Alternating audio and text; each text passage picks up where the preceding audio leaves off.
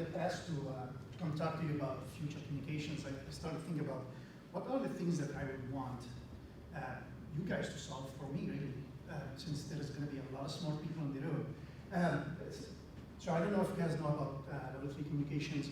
Big communication companies, that is a wholesaler for other communication companies. We almost never sell to a consumer. The IP backbone itself is probably number 1, number 2 backbone in the world. We just acquired another company that was number 3, number 5 in the world from IP backbone. So it's every application that Rusty talked about, the application that they were talking about, there scares the living hell out of me. Because I need to be able to take that information from point A to point B. So that is the background of where I'm coming from. Growth on the network. If you look at Cisco or Juniper Research or whatever other people who have done all the analysis, they say the growth is 40% year over year. What we have seen, and this is the actual graph of network growth between 2000 to 2011. So hockey stick, every product in the world wants this kind of growth to happen, but there are some consequences around this. Most year, it's a lot more than 40%. One other thing that happens is customers these days, people like Google, people like Yahoo, people like Microsoft, people like Netflix, can swing enormous amount of data between one carrier and the other, between one data center and the other, to the tune of hundreds of gigs per second or hundreds of terabits per second. So that is another piece of the background that keep in mind as we were talking about this. We're taking 2 massive networks, AS356, the latest level 3 network. If you look at the yellow lines, this is our European footprint for level 3 network, global crossing network, 2 networks that we're putting together. Different technologies that were being used, so they had a very meshy network with smaller bandwidth between cities. We did not have as much fiber, so we are limited, but we kind of run into the same cities. The small numbers on top are the number of 10 gig links between cities. So between London and New York, you have 53 10 gig links going between. We use technology called ECMP, Equal Cost Multipath, to load share across another set of links that are put together in a lag, in one link, so you can take multiple 10 gigs and put them in as one link, one interface to put it on that. So what I did is I said, we're integrating the two networks, so how does it look like? People are talking today about 100 gigs. Well, we need about, let's see, we need about 7 of those between the 2 particular cities there. We need almost 10 of those between New York and London. So we are already on the network beyond the 100 gig technology. So that is point number 1 that we need to go solve. People are speccing out 400 gig and terabit connection on AAA. Those specs will come out in about 4 years. In 4 years, we're going to be somewhere in a totally different space.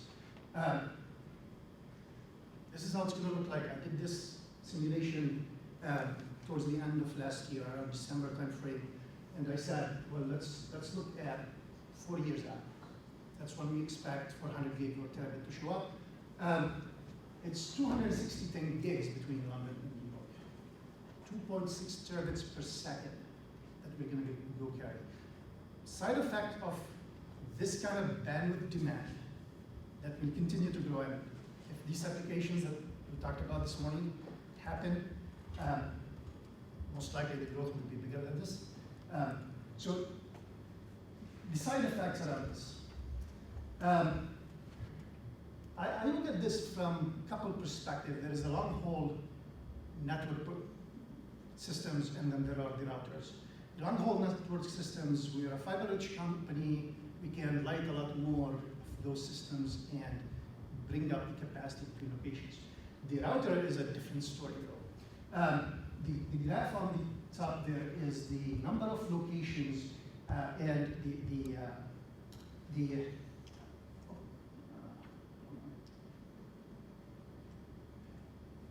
the size here is the size of the number of router ports that we're going to use. So in a place like New York, in the 2015 timeframe, we need somewhere between 7,000 10 gig ports or 7,500 10 gig ports in one node. Today we're running at 8 routers. Each router has 256 by 10 gig. So you're running at 1,000. Between now and 2015, I need to increase that by 7 times, maybe 8, with the current applications. So a few things that will happen there in the larger locations. Now, there is a power density issue that comes with those routers. The routers that we're running today are running at 7, 8 kilowatts per router. The routers that we're looking at in the 2014, 2015 timeframe are 30 kilowatts per router. So you think about that piece. Now, the power per bit is going down quite a bit, to the tune of 4 or 5 times. The power density, how do you bring the power into the router itself, how you cool the router, are the two issues that I think are going to be problems that we can solve. Now, you can tell me that the data center guys already solved those problems. The issue that we run into is I need to deploy this equipment in places where I don't have data centers. This is communications equipment. Data centers, Microsoft, Google's in the world went to the Northwest, built massive data centers with great specs where they can cool probably 35 kilowatts per rack. Those are not available in Manhattan, right? This is the kind of stuff that we need to work on. There is one other piece that I will ask people. We're asking our vendors to look at this, but probably it needs a little more study from an academic perspective. If you look at this diagram here, I talked about the lag, and each one of those lines is about 16 by 10 gig. Some of these lines, basically between New York and London, for example, this is going to be 260 by 10 gig, or 100 gigs, something like that. There are a couple of things that happen when you put those interfaces together. We use the 5-tuple IP address hashing around this. So there's this load balancing that starts to happen, and each one of those routers is doing load balancing across all of the links around it. You use ECMP on top of that, and you have load balancing over load balancing.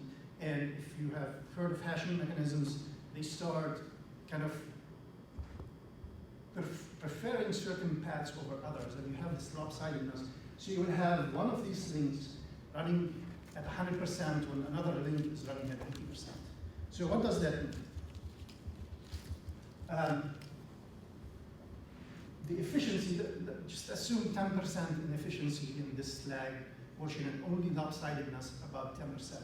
When you get to 260 10 gigs, you're losing between London and New York 26 10 gig capacity. So you're losing the equivalent of half the capacity that we have today in 2015 because of the inefficiency of the algorithms that we're using today to load balance traffic.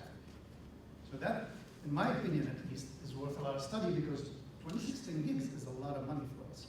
And in subsea systems, for example, there are in subsea systems, the capacity of the subsea systems that are in existence today are somewhere around a terabit.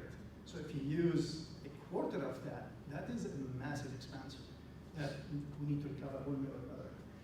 ECMP over lag gets you that polarization that I talked about. So that is another thing where we would like academics.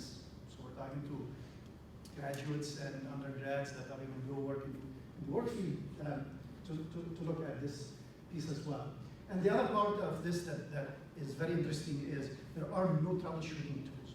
So if you think that across one of these links, you have 200, say just 26 interfaces that are running between two routers, and you start seeing packet loss, one transmission packet loss across one of them.